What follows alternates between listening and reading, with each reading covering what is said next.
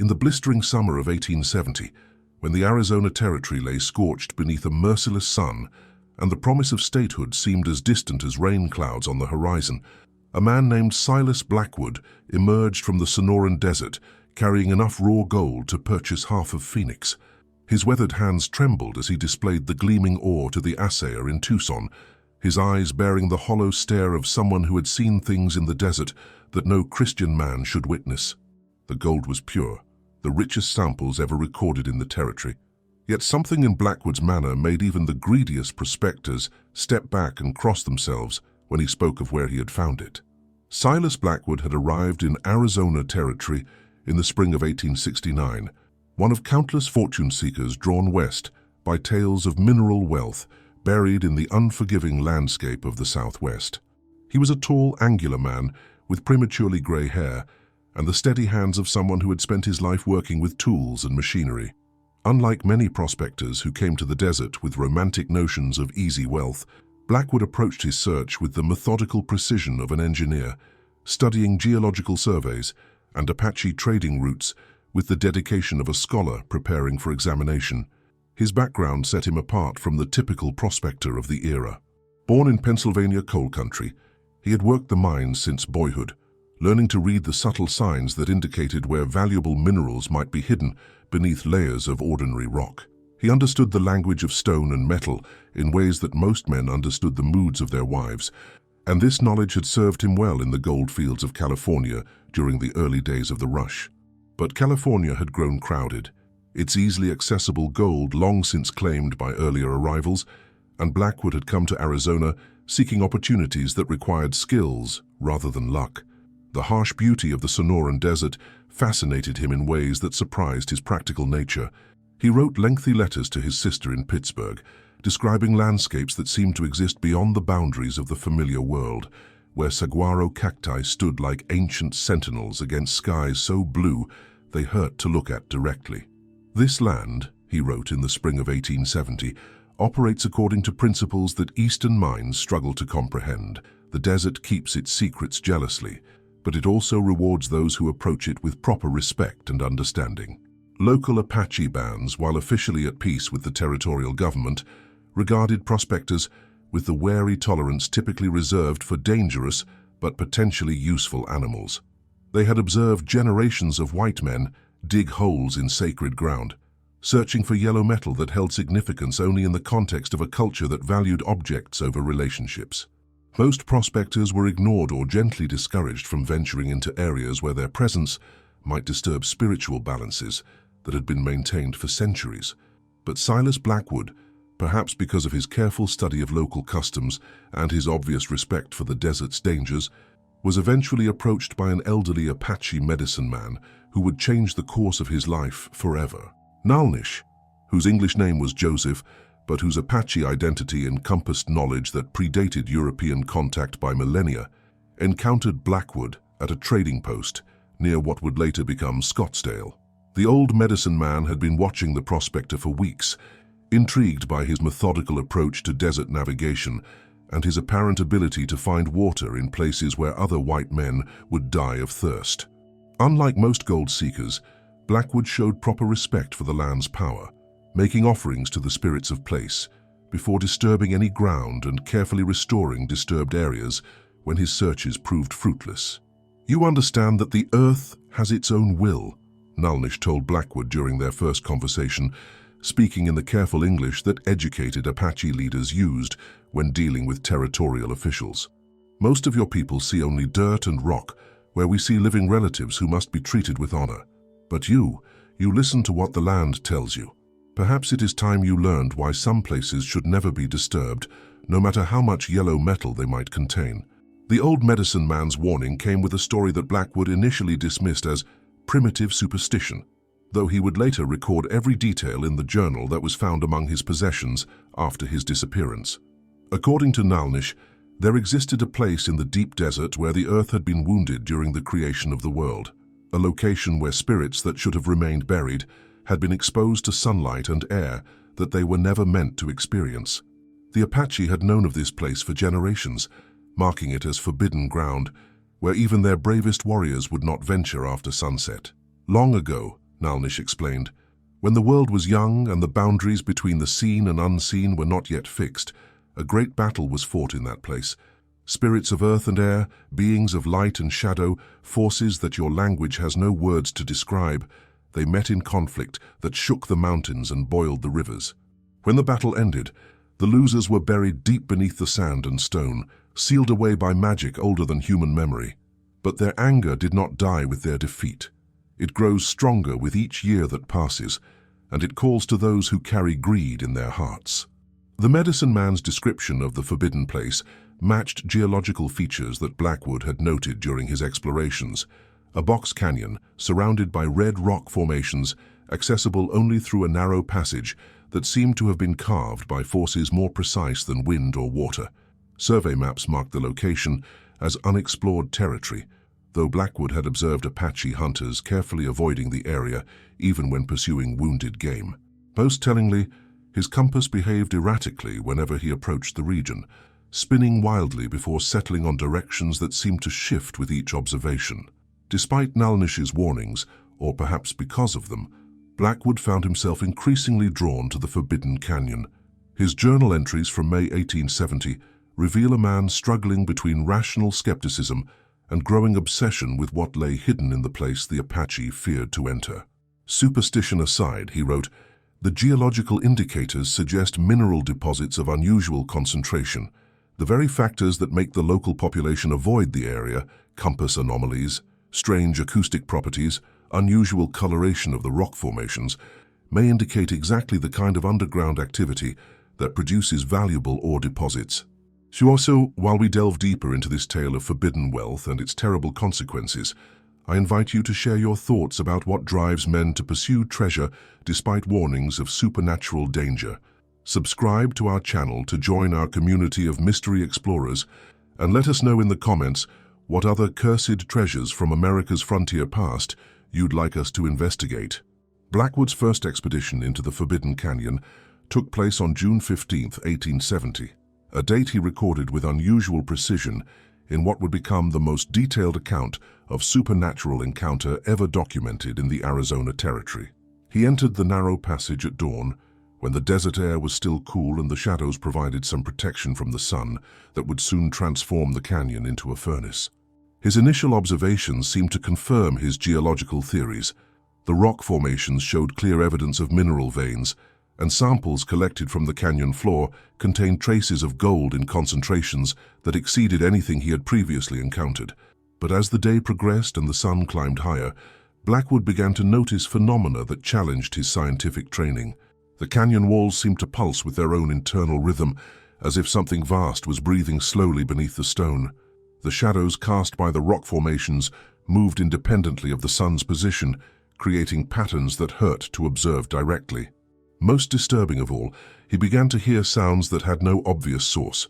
Whispers in languages he didn't recognize, music played on instruments that didn't exist, and something that might have been laughter, echoing from depths that should have been solid rock. The acoustic properties of this place defy explanation, Blackwood wrote in his journal that evening.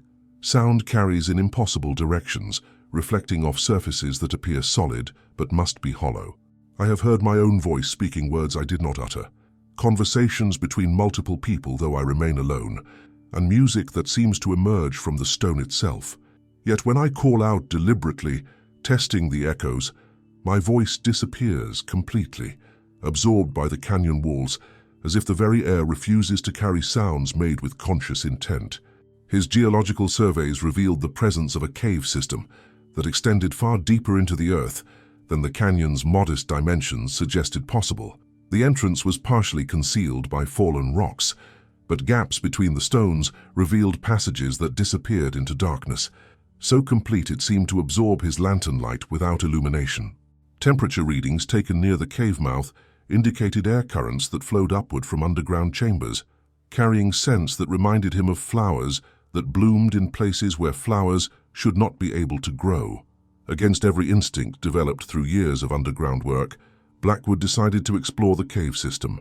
His journal entry for June 16th begins with practical observations about air quality and structural stability, but gradually descends into descriptions that suggest encounters with phenomena that exist beyond the boundaries of ordinary reality. The tunnels extend much further than the surface geology should allow, he wrote. I have mapped over 2 miles of passages, yet my surface measurements indicate the entire canyon is less than a quarter-mile deep. Either my instruments have become wildly unreliable, or this place operates according to principles that conventional surveying cannot account for. The gold ore he discovered in the deeper chambers exceeded every expectation he had developed during his career. Veins of pure metal ran through the cave walls like rivers of frozen sunlight, accessible with simple tools and requiring none of the complex extraction methods that characterized most mining operations. But the ease of access came with disturbing side effects that became apparent during his second day underground. His hands began to shake uncontrollably when he touched the gold directly, and his vision developed a peculiar quality that made distant objects appear closer than they actually were. The metal seems to generate its own heat, he recorded, though no scientific principle I know could account for this phenomenon. When I hold the larger nuggets, they pulse like living hearts, and I swear I can feel something stirring inside them, as if the gold itself possessed some form of primitive consciousness. Most troubling, I have begun to hear voices speaking from within the ore veins, not echoes or acoustic tricks, but actual conversations conducted in whispers too quiet to understand, but too distinct to ignore. Blackwood's exploration of the cave system revealed chambers that defied architectural explanation. Rooms carved from solid rock displayed engineering that surpassed anything he had encountered in Pennsylvania's coal mines, with arched ceilings that should have collapsed under their own weight, but instead seemed to gain strength from impossible geometric principles. The walls were covered with symbols that resembled no written language he had studied, yet somehow conveyed meaning directly to his mind without the need for translation. The deepest chamber he reached contained what appeared to be an altar, carved from a single piece of black stone, surrounded by deposits of gold ore, so pure it seemed to glow with internal light. But approaching this central area triggered responses that convinced him he was not alone in the underground complex. Shadows moved without corresponding objects to cast them, footsteps echoed from empty passages, and something that might have been breathing could be heard coming from spaces that his lantern revealed to be solid rock. I am no longer certain that this gold was formed by natural geological processes, Blackwood wrote, after his final underground exploration. The distribution patterns, the unusual purity, and most significantly the apparent responsiveness to human presence, all suggest origins that lie outside conventional scientific explanation. I begin to understand why the local Apache population considers this place forbidden. There are some forms of wealth that carry prices no sane person would willingly pay. Despite these growing concerns, Blackwood found himself unable to resist the lure of the golden treasure that lay waiting in the depths of the cursed canyon. He established a permanent camp near the cave entrance and began systematic extraction of the most accessible ore deposits.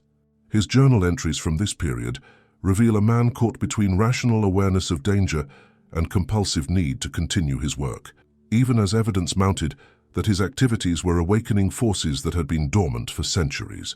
The first sign that his presence had triggered supernatural attention came in the form of visitors that appeared only in his peripheral vision. Figures that might have been human moved through the canyon during the hottest hours of the day, when the rock walls radiated heat that should have made human activity impossible. These shadow people, as Blackwood came to call them, never approached directly, but could be observed from the corner of his eye, watching his activities with what seemed like growing interest. They gather in larger numbers each day, he wrote in late June. I count perhaps a dozen during my morning observations, twice that number by afternoon, and by evening the canyon walls seem lined with watchers that disappear the moment I turn to look at them directly. They display no hostility, showing instead what appears to be curiosity about my extraction methods, yet their presence fills me with unease that grows stronger with each passing day, as if they are waiting for something specific to occur. The gold itself began to display properties that challenged Blackwood's understanding of metallurgy and physics. Nuggets that he had carefully weighed and catalogued would be found in different locations within his camp, having apparently moved during the night without any disturbance to their surroundings. More disturbing, the metal seemed to respond to his emotional state, growing warm when he felt excitement about his discoveries, and cold as ice when doubt or fear crept into his thoughts. Most unsettling of all Blackwood began to experience vivid dreams that seemed more like memories of events he had never witnessed. In these nocturnal visions, he observed the canyon as it had existed in some prehistoric era, when the cave system had served as a temple for beings that resembled humans, but possessed capabilities that transcended mortal limitations. These ancient inhabitants had used the gold not as currency, but as a medium for rituals that opened doorways between the physical world and realms that existed beyond the reach of ordinary perception. "The dreams come with increasing frequency and clarity," he recorded in early July. "I witnessed ceremonies conducted around the altar in the deepest chamber, ceremonies that employ the golden ore as a focus for energies that bend reality according to the will of the practitioners. But something went wrong during their final ritual, something that trapped them between worlds, neither fully alive nor completely dead. They wait still in the spaces between stone and shadow, and my presence here has begun to wake them from their long slumber. If you're captivated by these tales of cursed treasure and supernatural guardianship, don't forget to leave your like and subscribe so you won't miss any of our upcoming investigations into the dark mysteries of America's frontier past."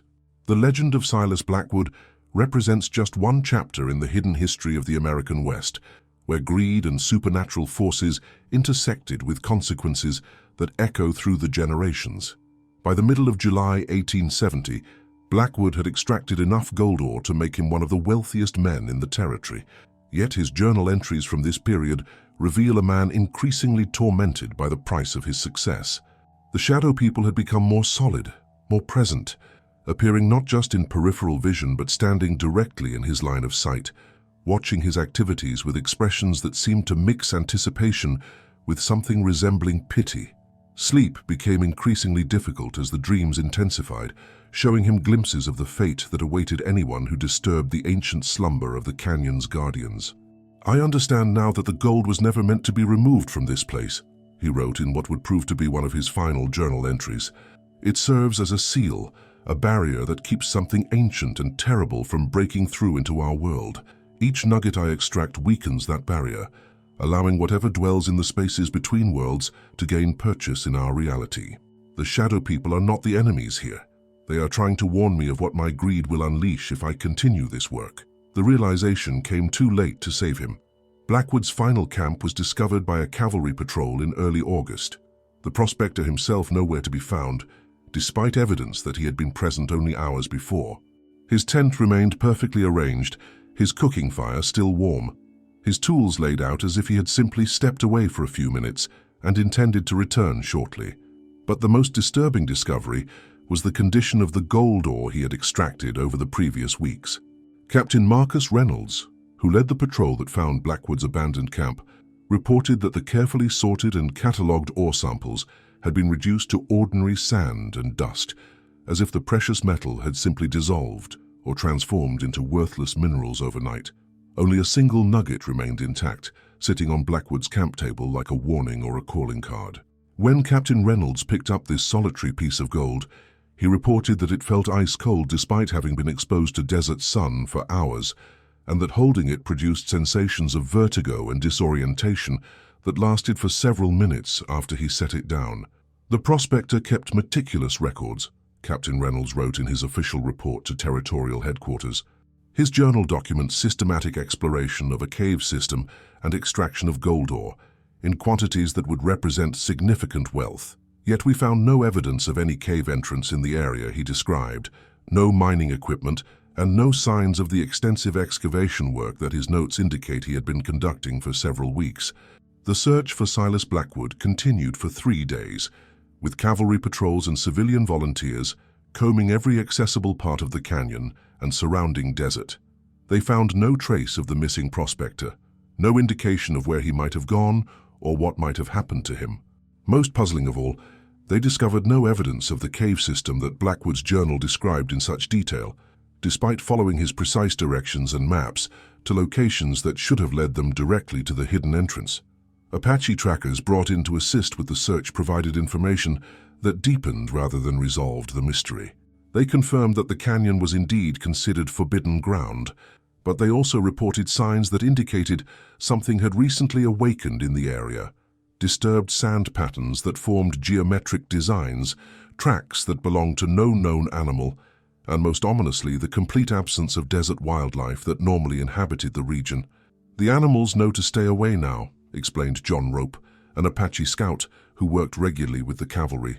"Whatever sleeps in that place has been disturbed, and all the creatures of the desert flee from its presence.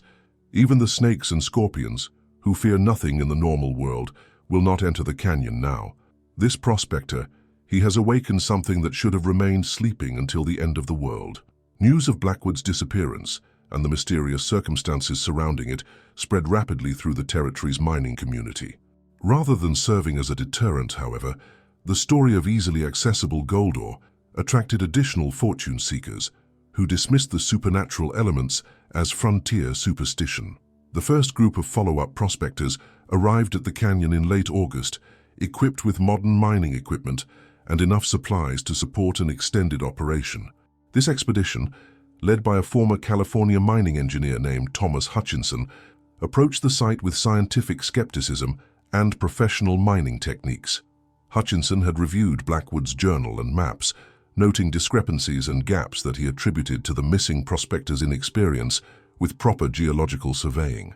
He brought with him 6 experienced miners, sophisticated equipment for cave exploration, and detailed plans for establishing a profitable extraction operation.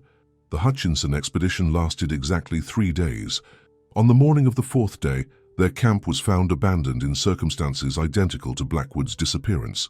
Tents perfectly arranged, equipment undisturbed, cooking fires still warm, but no sign of the 7 men who should have been present. Most disturbing of all, their mining equipment had been arranged in geometric patterns around the campsite, forming designs that resembled the symbols described in Blackwood's journal, but executed with mathematical precision that suggested inhuman intelligence. Dr. Samuel Morrison, a territorial physician who examined the abandoned Hutchinson camp, noted several anomalies that defied medical explanation. Personal items belonging to the missing miners showed signs of rapid aging, with metal objects developing rust patterns that should have required years to form, leather goods cracking and disintegrating as if exposed to decades of weathering, and written materials becoming illegible as if the ink had simply evaporated from the paper. Most curious of all, Dr.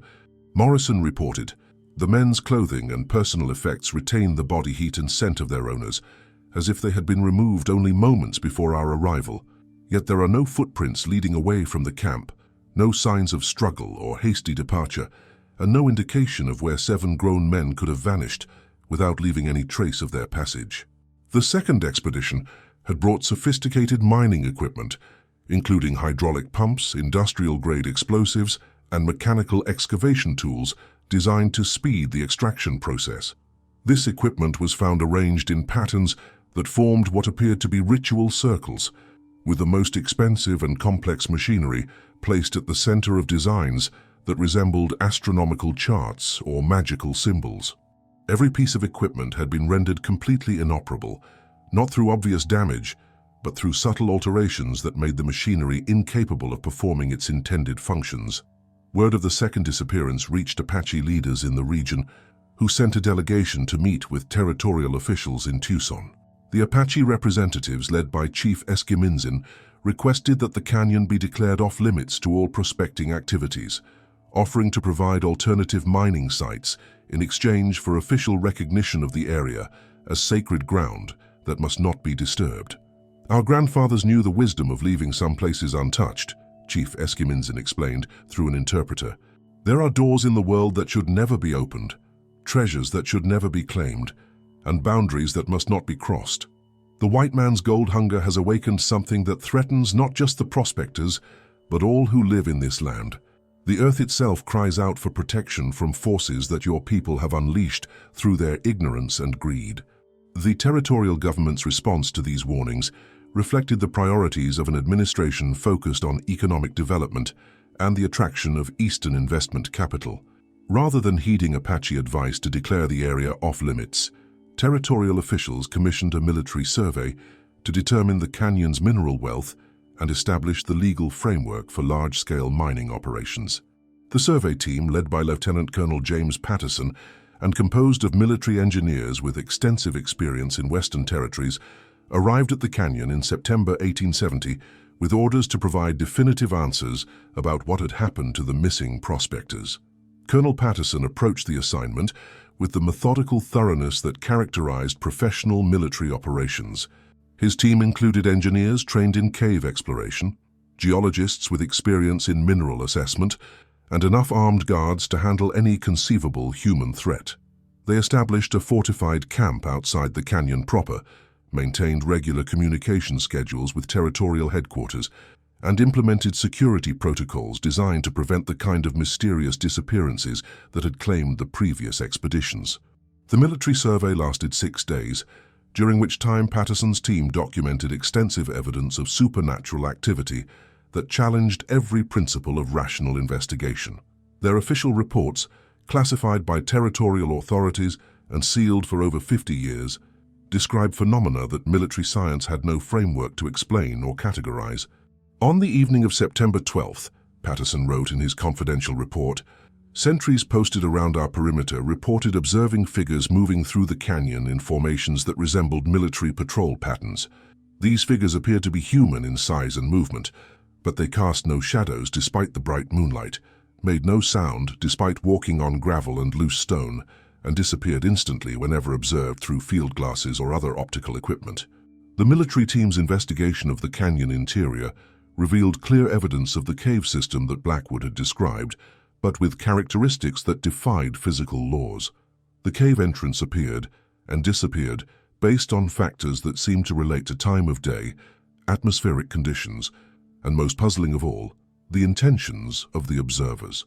When approached with purely scientific curiosity, the entrance remained visible and accessible. But when team members attempted to enter with equipment designed for mining or extraction, the cave mouth would simply vanish, leaving only solid rock where an opening had existed moments before.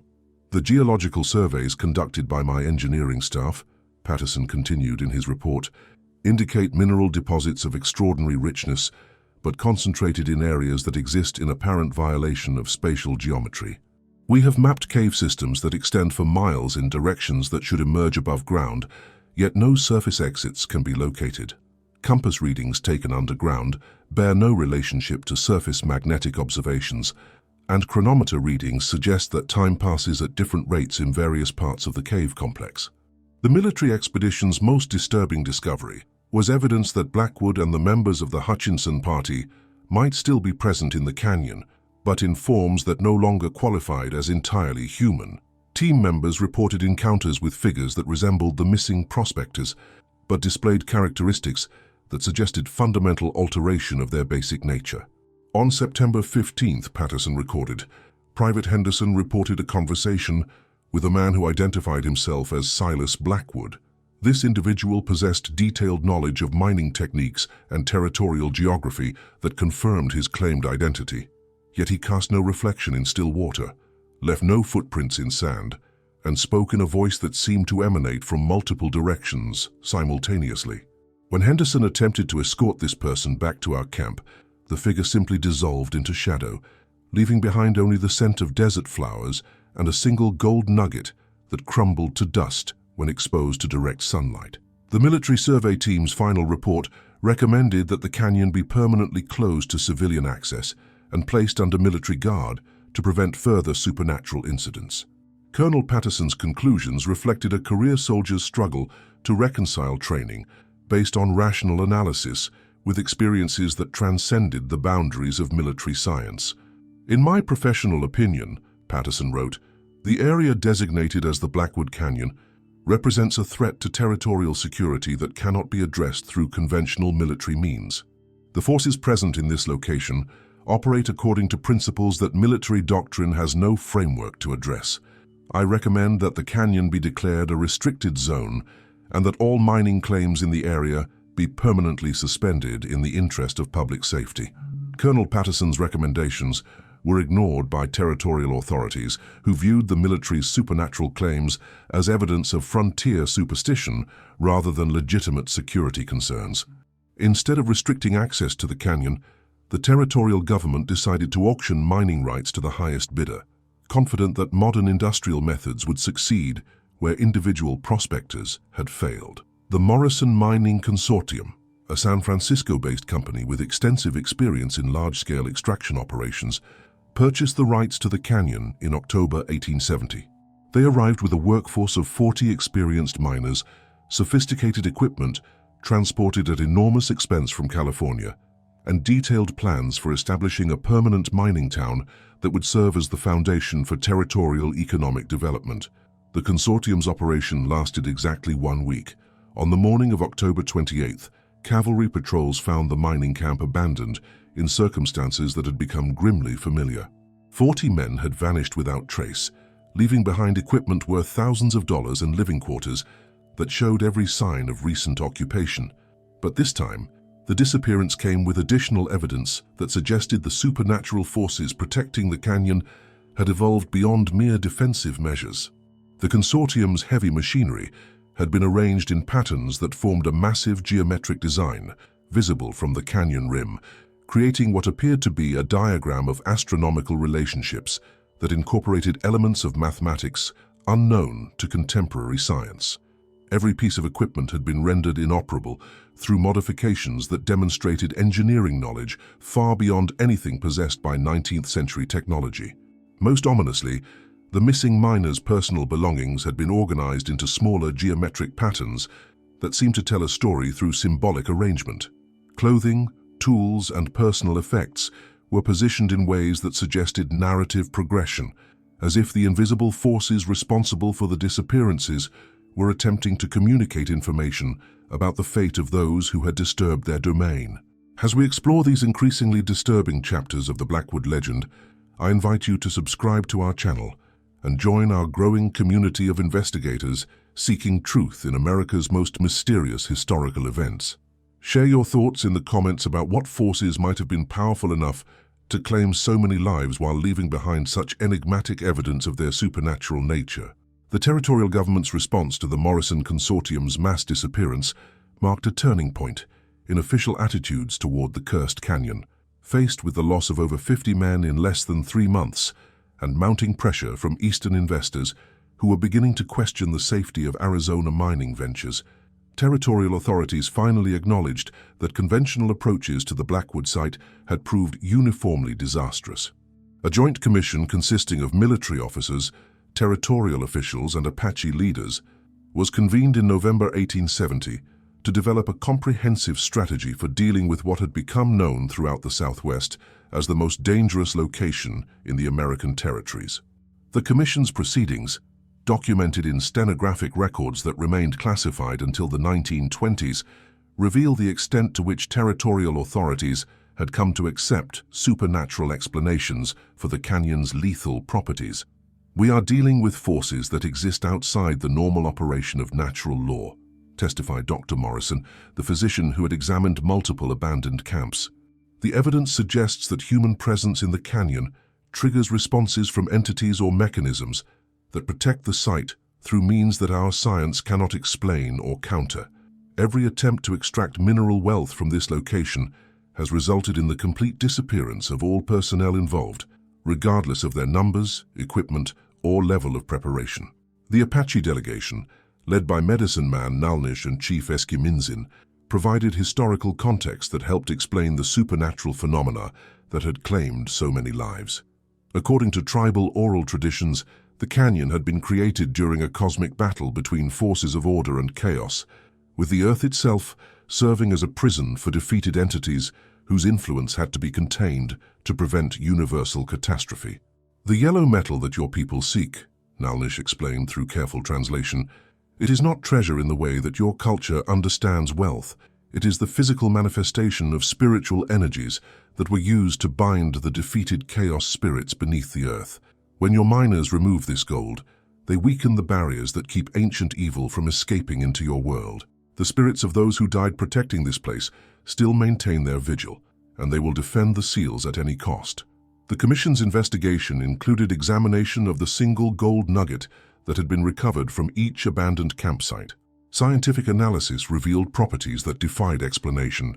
The metal contained isotopes that had not been previously discovered, displayed magnetic characteristics that varied based on environmental conditions, and most puzzling of all, seemed to generate small amounts of electrical energy through processes that violated known principles of physics. The gold samples exhibit behaviors that suggest they exist partially in our dimensional space and partially in elsewhere, reported Professor David Stevens, a geologist brought in from the Colorado School of Mines to analyze the evidence. When subjected to spectral analysis, the metal produces light patterns that include colors outside the normal visible spectrum.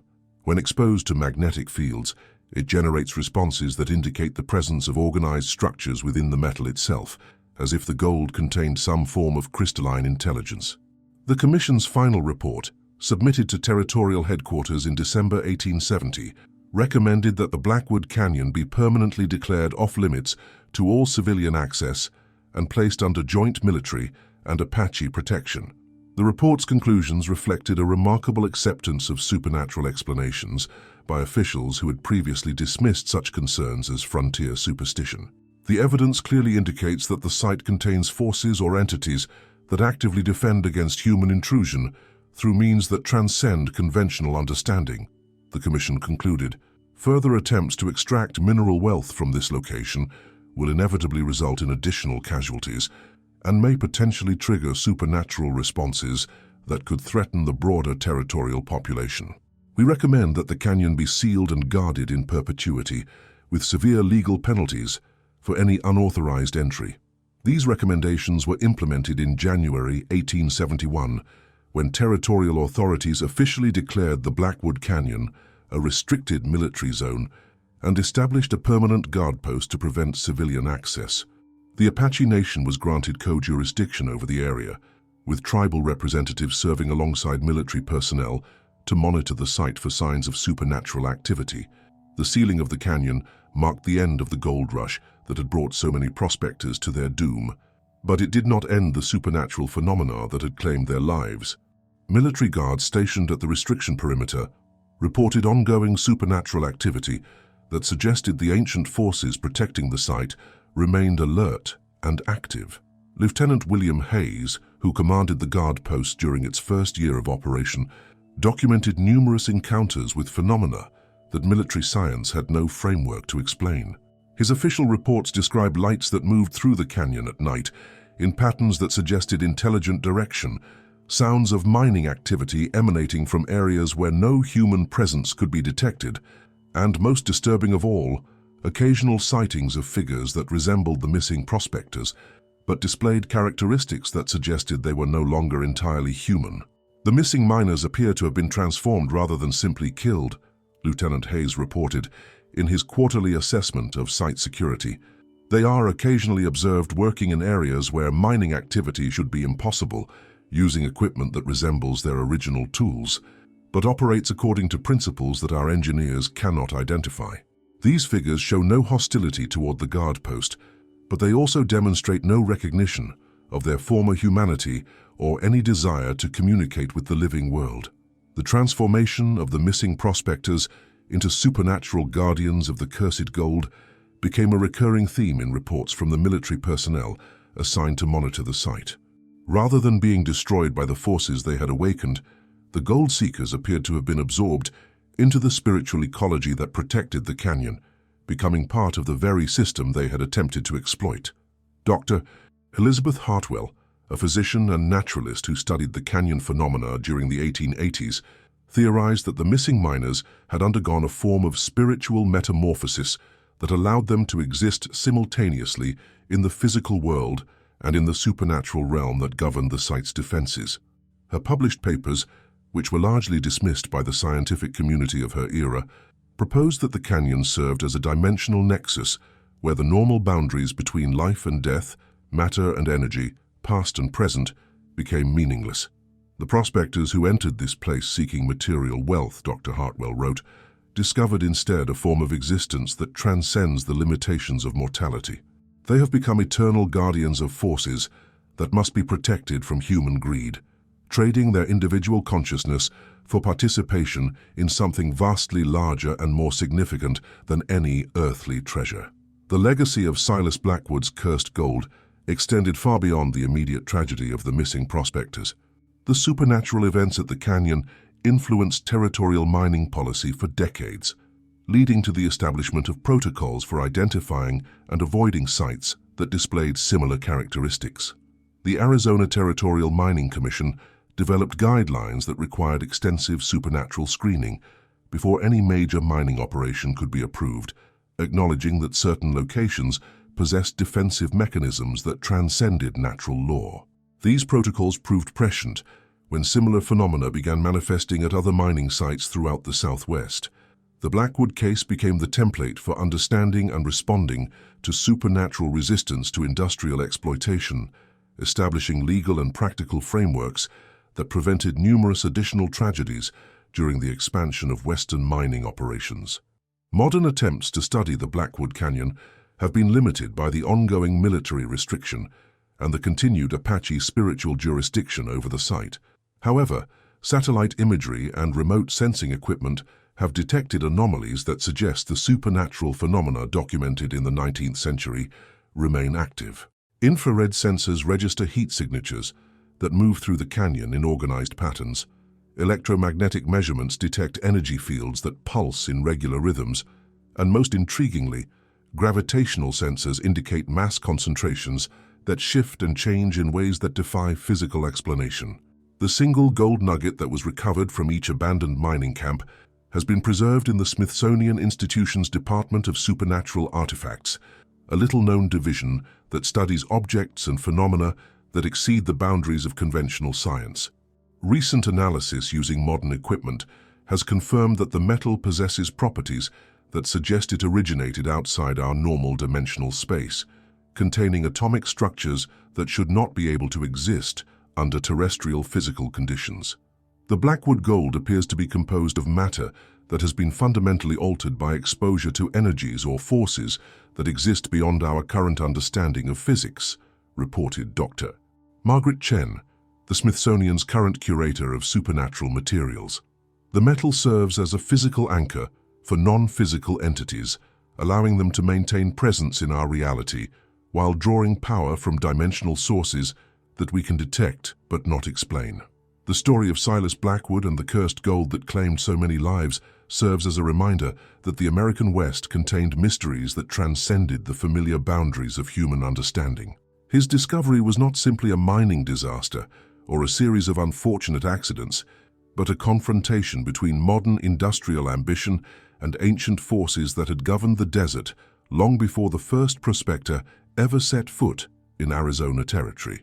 The final chapter of the Blackwood legend began to unfold in the early years of the 20th century, when advances in technology and changes in military doctrine led to periodic reassessments of the restricted canyon's status. Army engineers equipped with modern surveying equipment conducted aerial reconnaissance missions that revealed landscape features invisible from ground level, including geometric patterns in the desert floor that extended for miles beyond the canyon's apparent boundaries. These patterns, visible only from significant altitude, formed what appeared to be a vast mandala or ritual diagram with the cursed canyon at its center. The design incorporated natural features such as rock formations, seasonal streams, and vegetation patterns in ways that suggested either incredible coincidence or deliberate construction by intelligences capable of reshaping the landscape according to supernatural blueprints. Captain Robert Thornfield, who led the 1905 aerial survey mission, reported observations that challenged every assumption about the nature and extent of the canyon's influence. The geometric patterns extend across approximately 50 square miles of desert terrain, he wrote in his confidential report. They incorporate features that appear to be naturally occurring, but are arranged with mathematical precision that suggests artificial design. Most disturbing, these patterns appear to be slowly expanding, growing outward from the central canyon at a rate of approximately 100 yards per year. The expansion of the supernatural influence surrounding the Blackwood site coincided with increased reports of unusual phenomena throughout the broader region. Travelers crossing the Sonoran Desert began encountering experiences that resembled those documented by the original mining expeditions. Compass anomalies, temporal distortions, encounters with figures that might have been human but displayed characteristics that suggested fundamental alteration of their basic nature. The Southern Pacific Railroad, which had established a transcontinental route through Arizona territory in the 1880s, began receiving reports from train crews about supernatural activities in areas adjacent to the Blackwood restriction zone. Engineers described seeing lights moving through the desert at night in formations that matched no known natural phenomena, while passengers reported glimpsing what appeared to be mining operations in locations where no such activities should have been possible. The nocturnal phenomena have become so common that our engineers have developed informal protocols for dealing with supernatural encounters, reported James Morrison, the railroad's district superintendent. Train crews are instructed to maintain normal operating procedures regardless of what they observe in the desert, as attempts to investigate or respond to the mysterious activities have resulted in equipment failures and crew members experiencing disorientation that can last for several hours. The railroad company's experiences suggested that the protective forces surrounding the Blackwood Canyon had evolved beyond simple defensive measures, developing what appeared to be active monitoring capabilities that extended their influence far beyond the original restricted area. Train schedules in the region began experiencing unexplained delays and route modifications that seemed designed to prevent railroad operations from interfering with whatever supernatural activities were occurring in the expanding zone of influence. Local Apache communities reported that their spiritual leaders had begun receiving communications from the canyon's guardians, messages that provided warning about future threats to the supernatural ecosystem that had developed around the cursed gold. These communications, transmitted through dreams and visions, indicated that the forces protecting the site were preparing for challenges that exceeded anything they had previously encountered. The spirits speak of a time coming when men will possess tools that can reach into the earth itself and pull forth energies that should never be disturbed, explained Maria Antone, a medicine woman whose grandmother had known Nalnish personally. They say the yellow metal that sleeps beneath the desert is only the smallest part of something much larger, something that connects this place to other places where the same ancient battles were fought and the same defeated forces were imprisoned. These prophecies proved remarkably accurate when uranium prospectors arrived in the region during the 1940s, equipped with Geiger counters and geological knowledge that revealed radioactive materials in areas surrounding the Blackwood Canyon. The discovery of uranium deposits triggered a new wave of mining interest that threatened to expose the supernatural site to industrial exploitation on a scale that dwarfed the 19th century gold rush. The military authorities responsible for maintaining the restriction zone found themselves facing challenges that exceeded their original mandate. Uranium mining represented a national security priority during the Cold War era, and pressure mounted from federal agencies to reassess the supernatural restrictions in favor of strategic mineral extraction. The conflict between security needs and supernatural protection requirements created policy dilemmas that had no precedent in military or governmental decision-making. Colonel Harrison Mitchell, who commanded the Canyon Guard Post during the uranium crisis, documented supernatural responses to the threatened expansion of mining activities that exceeded anything recorded during the original gold rush. The ancient forces protecting the site demonstrated capabilities that suggested they had been monitoring human technological development and preparing countermeasures designed to neutralize modern extraction methods.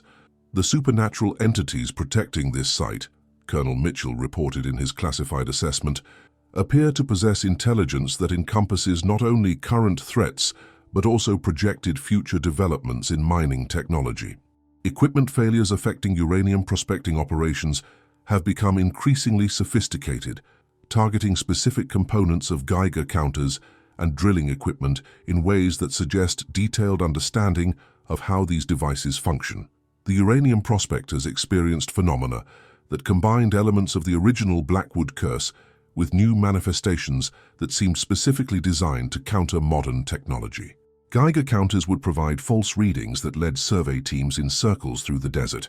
Drilling equipment would malfunction in ways that caused expensive delays without creating obvious damage. And most disturbing of all, prospectors began reporting encounters with figures that resembled the missing gold miners, but displayed knowledge of 20th century mining techniques that they could not possibly have possessed. Dr. Richard Pemberton, a nuclear physicist who studied the uranium phenomena during the 1950s, documented supernatural interference with radioactive materials that challenged fundamental principles of atomic science. His classified research papers, declassified only in the 1990s, describe uranium samples that displayed isotopic compositions that varied based on the intentions of the researchers handling them. The radioactive materials in this region, Dr. I. Pemberton wrote, appear to respond to human consciousness in ways that violate every principle of nuclear physics. Uranium samples that register high levels of radioactivity when handled with industrial intent become completely inert when approached with purely scientific curiosity. Most remarkably, the isotopic composition of the materials seems to shift based on the emotional state and conscious intentions of the observers. The supernatural resistance to uranium extraction ultimately proved even more effective than the defenses that had protected the cursed gold. Federal mining operations in the region were quietly abandoned after a series of incidents that resulted in the disappearance of government personnel and the complete failure of equipment worth millions of dollars. The official explanation cited geological instability and cost-effectiveness concerns, but classified documents reveal that the real reasons involved supernatural phenomena that government scientists could neither explain nor overcome. The Cold War era marked the final major attempt to exploit the mineral wealth hidden beneath the Blackwood Canyon and its surrounding territory. Since then, the site has remained under joint military and Apache protection, with access restricted to scientific researchers operating under carefully controlled conditions. The supernatural guardians that claimed Silas Blackwood and so many others appear to have achieved their ultimate goal: permanent protection of their domain from human exploitation. Modern satellite surveillance and remote sensing technology have revealed that the geometric patterns surrounding the canyon continue to evolve and expand, incorporating new elements that suggest ongoing communication between the supernatural forces and intelligence sources that exist beyond human perception. NASA imagery analysts have noted that these patterns bear striking resemblances to crop circles and other unexplained geometric formations found at various locations around the world, suggesting that the Blackwood site may be part of a larger network of supernatural locations that operate according to coordinated principles.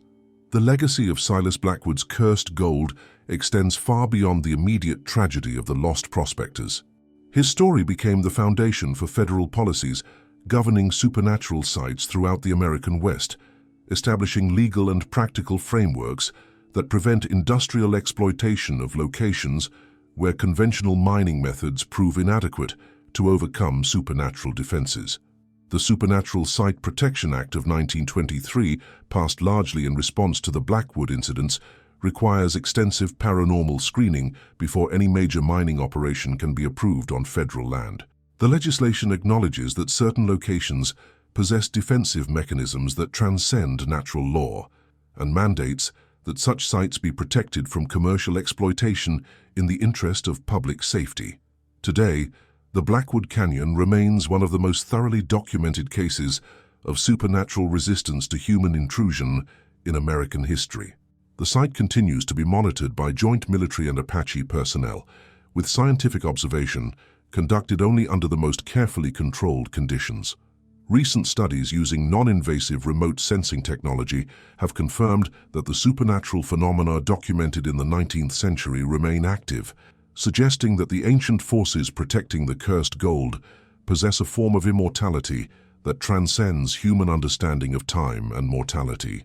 The story serves as a powerful reminder that the pursuit of wealth, regardless of warnings or consequences, can lead to encounters with forces that exist beyond the boundaries of human comprehension. Silas Blackwood's discovery was never truly about gold. It was about the price that some treasures exact from those who seek to possess them, and the ancient intelligences that guard against human greed with methods that challenge every assumption about the nature of reality itself. The cursed gold of the Arizona desert remains buried beneath layers of sand and stone, protected by guardians who were once human but have become something far more enduring and powerful. Their vigil continues, a testament to the wisdom of those who understand that some treasures are meant to remain forever beyond the reach of mortal hands, no matter how strong the desire or how sophisticated the methods used to claim them. In the end, Perhaps the greatest treasure that Silas Blackwood discovered was not the gold that claimed his life, but the knowledge that the world contains mysteries that transcend human understanding, mysteries that demand respect rather than exploitation, wisdom rather than greed, and recognition that some boundaries should never be crossed, regardless of the wealth that might await on the other side.